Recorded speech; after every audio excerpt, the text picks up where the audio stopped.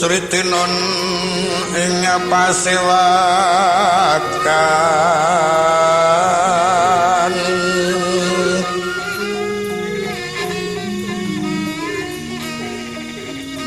busana maneka warna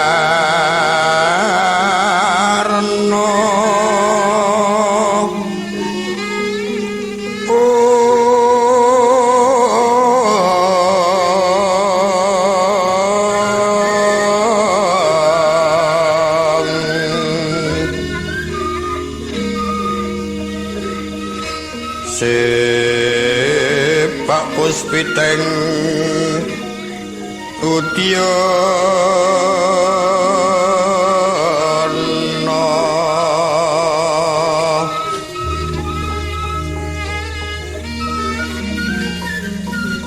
Miang Panjrasarwara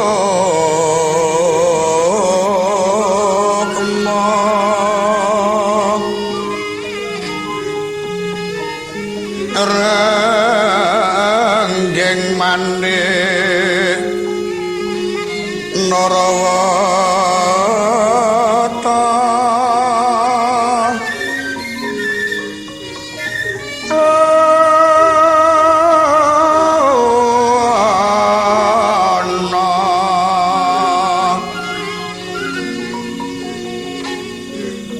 Obro Prabanyo Sumirat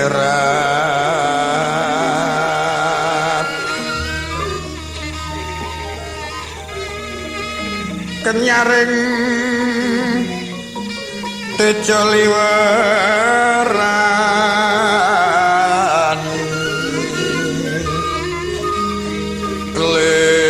Lir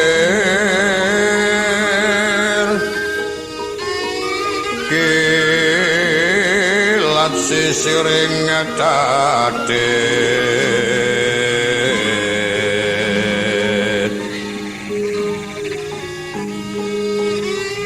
Wimbo kekondamre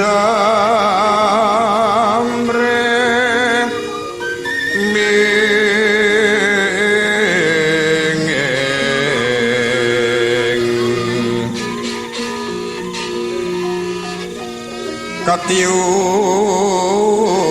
katiuping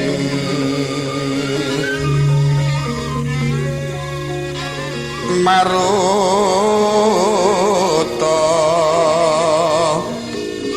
mando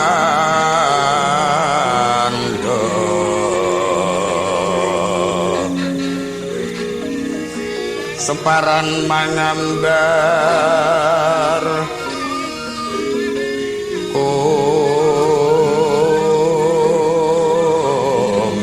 kongas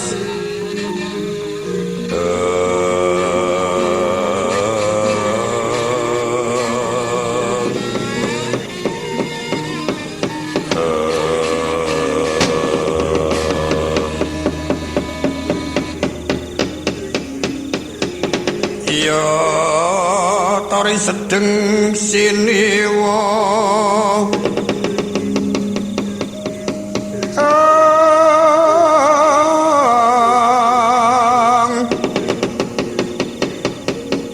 Maha Sri Duryudana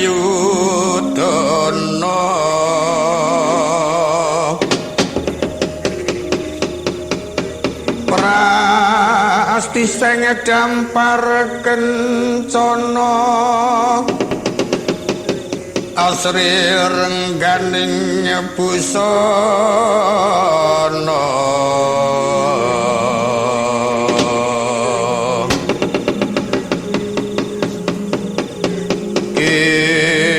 Kinontrang kontrang sang rekna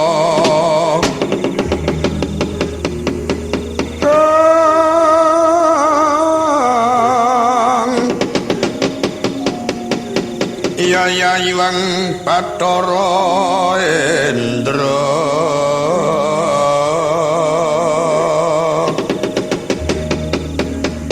Siniwa ing tinju maya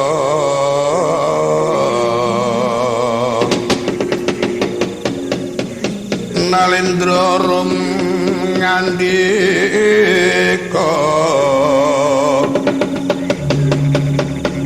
ngandika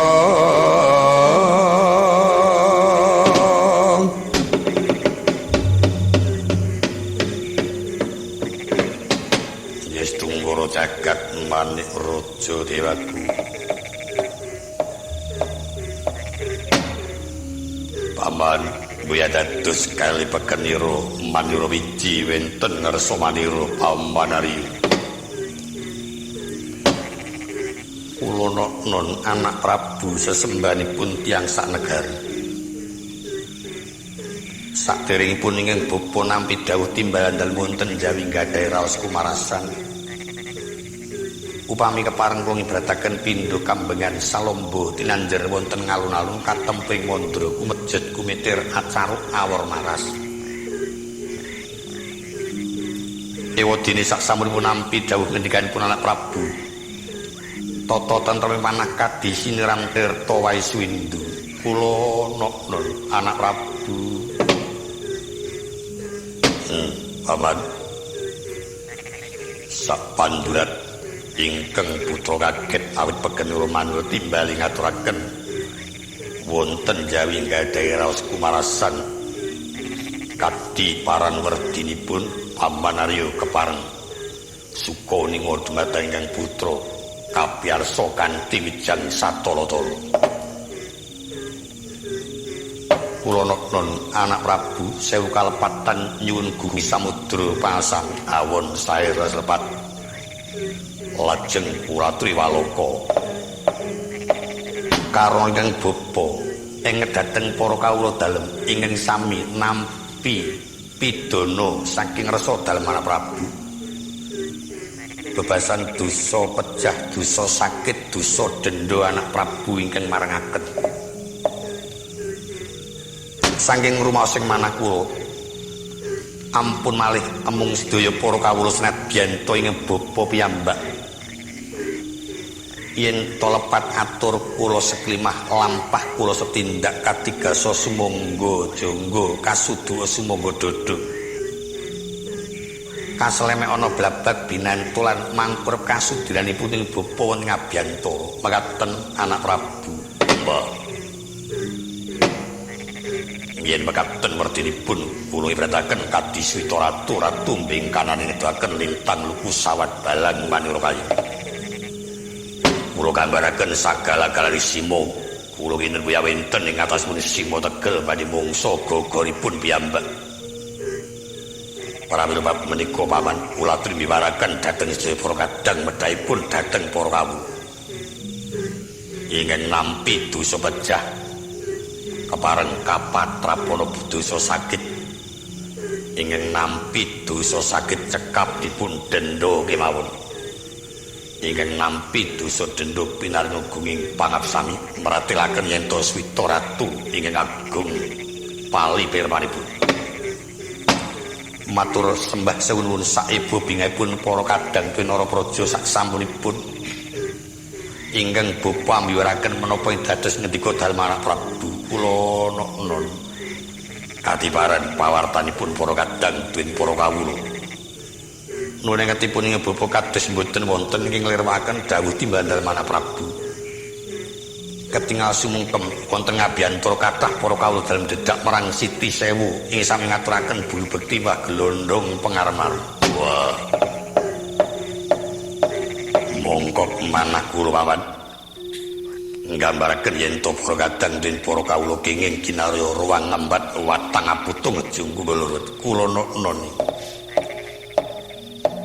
Kasekecak lenggah nun ngestakaken dawuh anak Prabu. Senadyan Koko Prabu Mandura semanten ugi kepareng ingkang rayi ngaturaken pambagya Panakrama. Koko Prabu sampun kepareng rawuh wonten ing pepanggihan dinten menika. Jagat Dewa Bathara katedha kalingga murda panakramanipun Yayi ingkang rumentah dumateng ing Raka. Upami Yayi kelar kadang kula ingkang werda ngendikanipun ngocancan kucing weni kasampuraken widangan dumawahing pangkon ngimbetono ora daging kayuanan. Kosok wangsulipun ingkang Raka kelas kadang werda ngendikanipun Yayi kula petelaken wonten dodo kendelo sami-sami. Nampi pamujipun Yayi so pangajunipun para pinisepuh winantu Karharjan lir sambikala Yayi.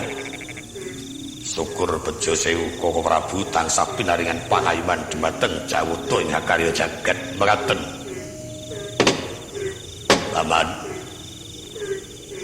Paman Durna sak sampunipun prayogi lenggah ingkang putra ngaturaken pambagya Panakrama lan pangabekti kula man.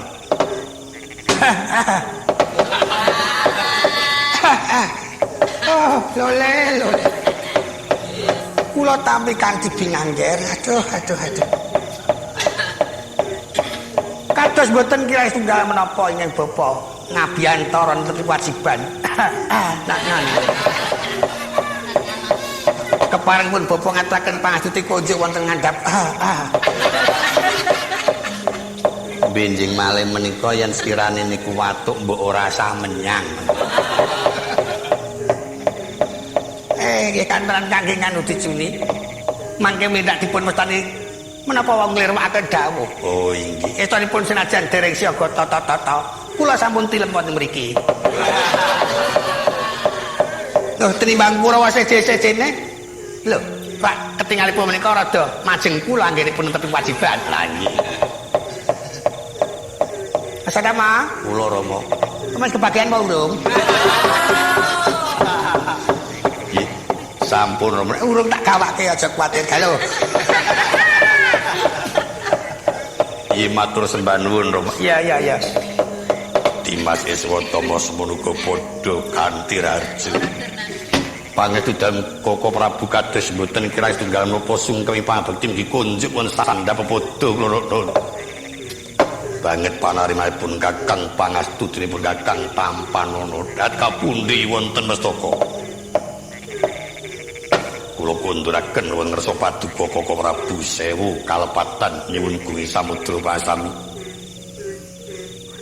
awit rikala dinten ingkang sampun kapengker ing rayutusan gandhek sekembaran angaturin niwala wonten ngersa paduka Koko Prabu inggih wasipun supados anggrawu ing pepanggihan dinten menika.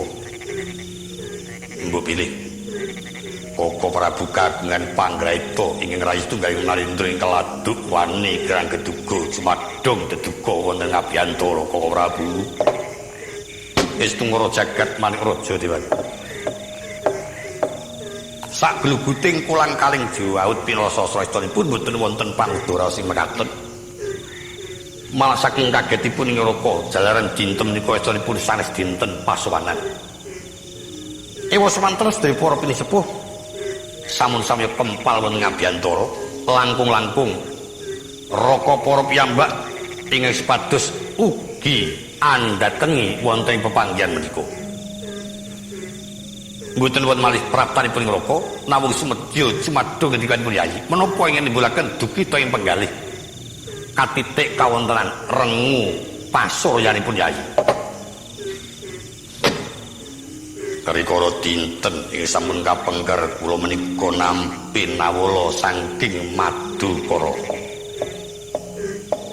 Ingkang isinipun nawala Dimas Arjuna ingkang sumedya anggugataken negari Ngastina. Awit miturut saking aturipun Dimas kanthi lantaran niwala bilih Kraton Ngastina badhe kasuwun minangka tandha bukti yen to para kadang kula Pandhawa menika kagungan wewenang bumi ing Ngastina. Amargi saking dipun paiben dhateng para garwa ngantos para garwa Madukara kendran saking papan padunungan.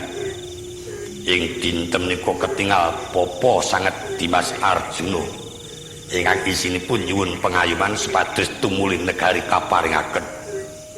Ingkang mekaten kepareng ingkang rayi sumadyo nyuwun tetimbangan saking ngendikanipun para sesepuh kadiparan murih prayoginipun.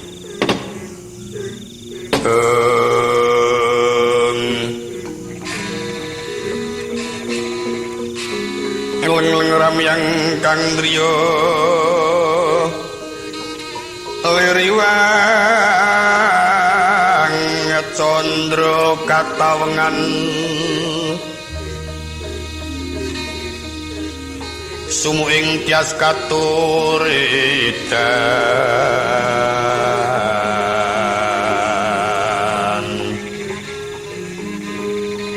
limut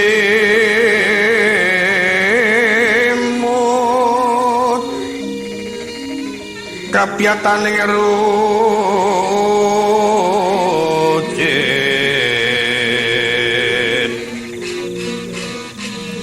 rem-rem driya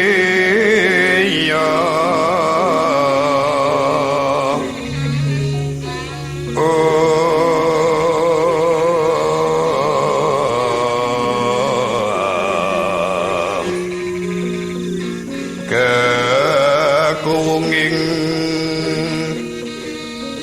iwang wisesa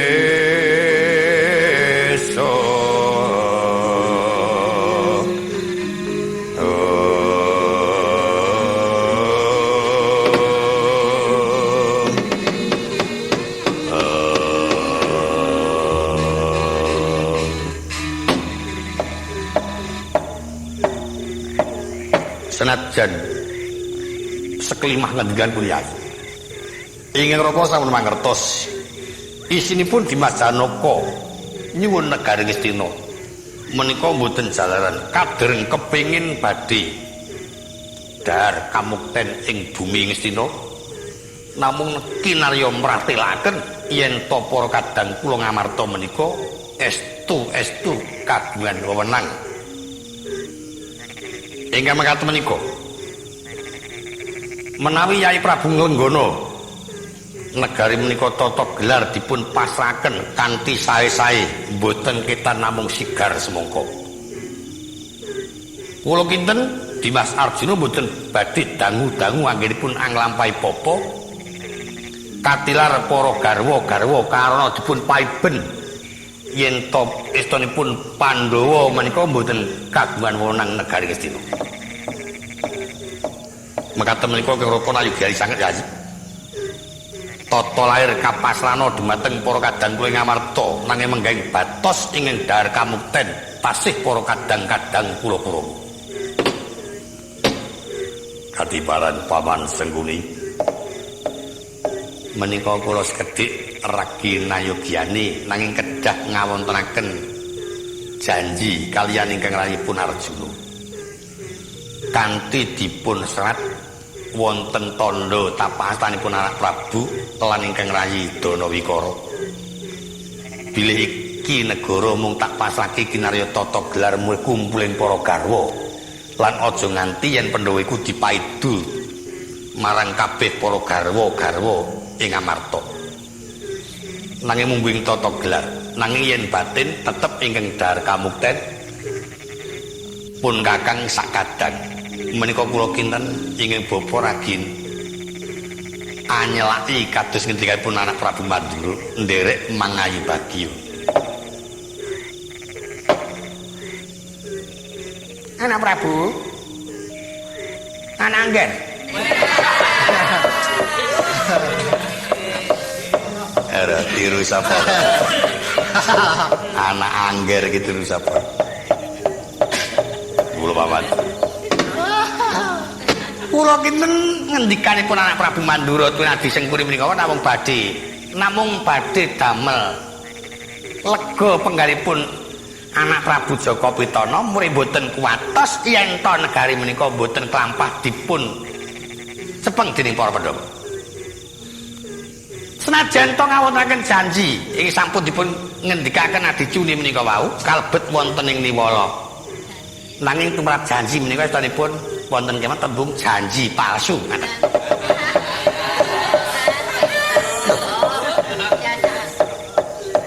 Lho, wonten tandha tapak asta niku rak ming tulisan.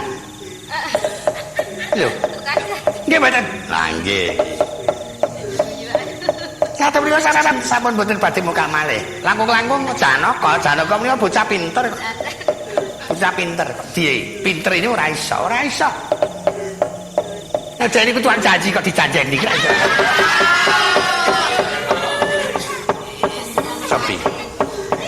Janaka sak anake sak keponakane. Kula kinten padha mawon lelakon. Sak rombongan. Wah. Lajeng menggah saking pamangkipun paman nuju. Yen pemangke kula ngaten. Sesuk ya dadi klilip, saiki ya dadi klilip. Yen to pancen Janaka menika mangke sowan saestu, menika yen perlu kedah dipun rekodaya mulih saged cuntel lelakone Janaka pejah sakderepipun perang Baratayuda. Pemangke kula ngaten. Koko Prabu kados pundi ngendikanipun paman Ujum. Yen kula mboten ayogyan ya. Amargi wonten kedadosan ingkang boten sae tembe wingkingipun. Senadyan to Janaka menika mangke dumugi wonten ing Astina, lajeng dipun reka daya amrih seranipun Janaka, kula kinten saged. Nanging menapa kinten-kinten boten kuwatos tembe wingkingipun. Dereng kinanran yen Janaka menika pejah lestantun sampun kenging dipun temtokaken yen negari badhe risak. Risake negari saged dipun mulyakaken. Korbanipun para kawula ingin tanpa dosa menapa kinten-kinten Yai Prabu badhe tega lan badhe wentala amresane kunarpaning para kawula ingin tanpa dosa. Nah menika kanten anak Prabu badhe manggalih. Nek pancen perlu Janaka menika mati, tata-tata saurunge. Sesuk ya Bratayuda, saiki ya Bratayuda.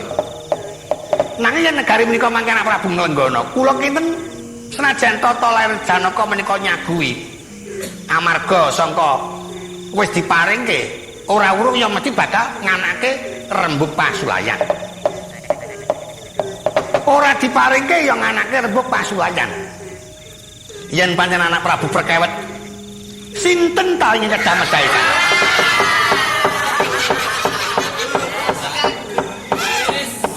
Upami anak Prabu ndangu sinten ta ingkang saged mejahi Janaka? Kula nggih. Kula tameng dada. Nggih. Upami menika mangke wonten tantrimipun para kadang-kadang kula Pandhawa Durna wani tanggung jawab. Koko Prabu sampun marengaken. Jer inggih raka mboten magepuan bab menika kula sumanggaken. Nanging yen wonten menapa-menapa inggih raka mboten tumut campur tangan. Jer menika mangke badhe nglampahi lelampahan ingkang analisir saking paugeran ing kautaman.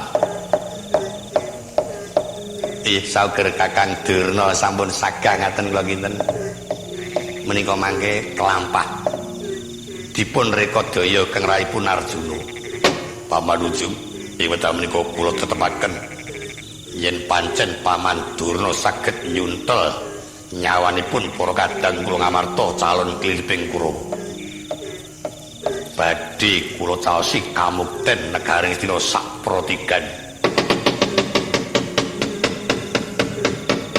Pandita kinarya wangsit pindho kumbang nesepa madu tanpa tala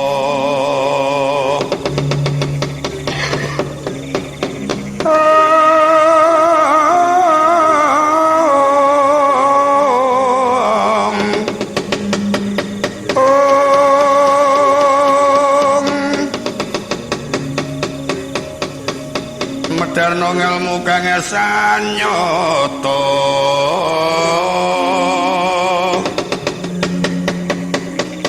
mengku liring kasujanan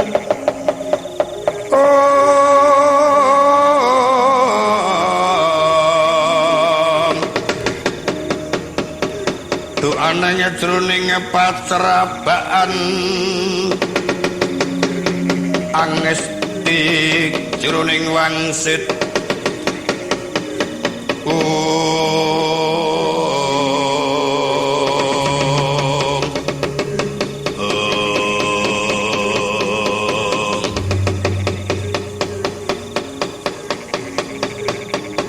rikala semana mongkok penggalira sang tapa Begawan Nduru amargi smedya nampi kamukten bumi ing Astina sak protigan sak gununganan upamata katuna dinulu dedet kawontenaning pasiban senajan ta wong agung Mandura ing batos angunjal napas dene wong agung ing Astina gampil kabujuk dening sang wiku Begawan Nduru Tri Pandurat datan keparang dari sabdo Tri wilangan telu Pandurat pengendikan tigang kelima datan kodang ladi kesaru geger njaba piyak ngarsa tangeping wulung nggih ingkang wis mancat bonconiti